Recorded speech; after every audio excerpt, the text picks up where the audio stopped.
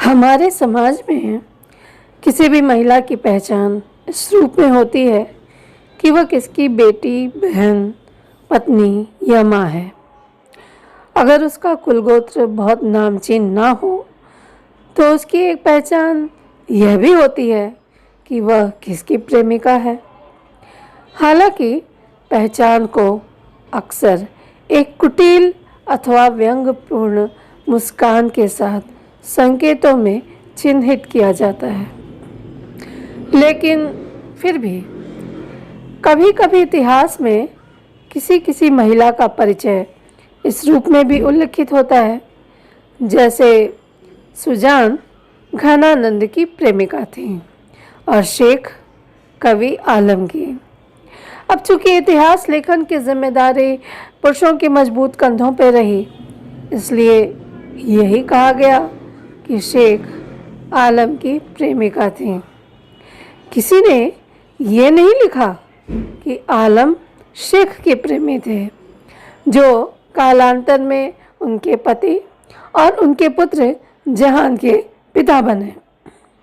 यह भी कहा जाता है कि आलम जाति से कुलीन ब्राह्मण थे, जो शेख के प्रेम में धर्म परिवर्तन कर मुसलमान बन गए।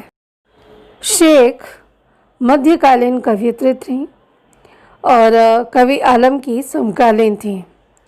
उनका जन्म 1694 माना जाता है। धर्म से मुसलमान, पेशे से रंगरेजिन तथा मन से कृष्ण भक्त कवयित्री थीं। उनके बारे में कथा प्रचलित है कि एक बार सुप्रसिद्ध कवि आलम एक दोहे की रचना कर रहे थे, जिसकी पहली पंक्ति तो उन्होंने लिख ली थी, लेकिन दूसरी पंक्ति उन्हें सूझ नहीं रही थी। उन्होंने उस आधी पंक्ति को कागज पर लिखकर अपनी पगड़ी की छोर में बांध लिया, इस विचार के साथ कि इसे बाद में पूरा अवश्य करेंगे। जब रंगरेजिन शेख को उन्होंने अपनी पगड़ी धोने और रंगने के लिए दी तो उस कागज को निकालना भूल गए। शेख ने पगड़ी तो रंगी ही, उस दोहे को भी पूरा कर दिया, जो इस प्रकार है। कनक छरी सी कामिनी, काहे को कटी छीन, कटी को कंचन काटी, विधि कुचन मध्य धर दीनी। इस दोहे को पढ़कर आलम कवि बहुत प्रसन्न हुए और कहा जाता है कि उन्होंने शेख को पगड़ी की रंगाई की मजदूरी के साथ 1000 रुपये इनाम में दिए। इसके बाद स्वाभाविक रूप से उन्हें शेख से प्रेम हो गया और उन्होंने उनसे ब्याह करके उन्हें अपनी जीवन संगिनी ही नहीं, काव्य संगिनी भी बना लिया। अर्थात आलम और शेख मिलकर कविता करने लगे। बहुत सी कविताएं आलम शेख के नाम से उपलब्ध हैं, जो इस बात की पुष्टि करती हैं। शेख का अलग से कोई ग्रंथ नहीं मिलता, लेकिन उनके बहुत से स्फुट पद ज़रूर मिलते हैं, जिनमें प्रेम, भक्ति और श्रृंगार का अद्भुत संयोजन देखने को मिलता है। वियोग श्रृंगार का एक मार्मिक उदाहरण प्रस्तुत है, जिसे पढ़ते हुए सूरदास के वियोग श्रृंगार के पदों की स्मृति बरबस मन में कौंध जाती है। जब से गोपाल मधुबन को सिधारे भाई, मधुबन भयो मधु दानव विषम सौ। शेख कहे सारिका शिखंड खंजरीठ सुख कमल कलेस कीन्ही कालिंदी कदम सौ। शेख की ब्रज भाषा अत्यंत शुद्ध और परिमार्जित थी।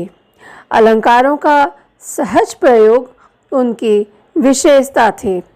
इससे उनके पद सहज ही सौंदर्य बोध संपन्न होने के साथ ही हृदयग्राही भी हो उठते थे। उनकी रचनाएं अपने कथ्य भाषा और शिल्प में मध्यकाल के बड़े कवियों को अनायास ही टक्कर दे सकती हैं। भक्ति रस में डूबकर इन्होंने कई देवताओं की स्तुति में पदों की रचना की है। गंगा का अत्यंत हृदयहारी वर्णन प्रस्तुत पद में हुआ है। नीके नहाई धोई धुरी पैठो नेकु बैठो आनी धुरी जटी गई धुरी जटिलों भवन में पैने ही पैठियों अंबर सो निकस्यों दिगंबर हुए दृग देखो भाल में अचंभो लाग्यों मन में। शेख की एक विशेषता यह थी कि वो बहुत हाजिर जवाब थी।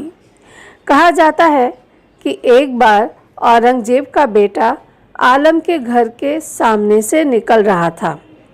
शेख को देख उसने पूछा, क्या आप ही आलम की स्त्री हैं?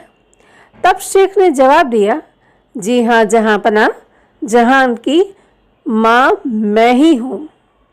जहान उनके बेटे का नाम था, जिसका अर्थ है संसार अथवा विश्व, अर्थात वह आलम की पत्नी मात्र नहीं, जहान अर्थात विश्व की माँ भी थी। कहा जाता है यह जवाब सुनकर वो बहुत शर्मिंदा हुआ और फिर कभी इसने इस तरह की गुस्ताखी नहीं की। यह भी माना जाता है कि शेख की बुद्धिमता और हाजिर जवाबी का उस पर इतना प्रभाव पड़ा कि उसी के विशेष अनुरोध पर शेख के पति आलम को औरंगजेब का दरबारी कवि बनाया गया था।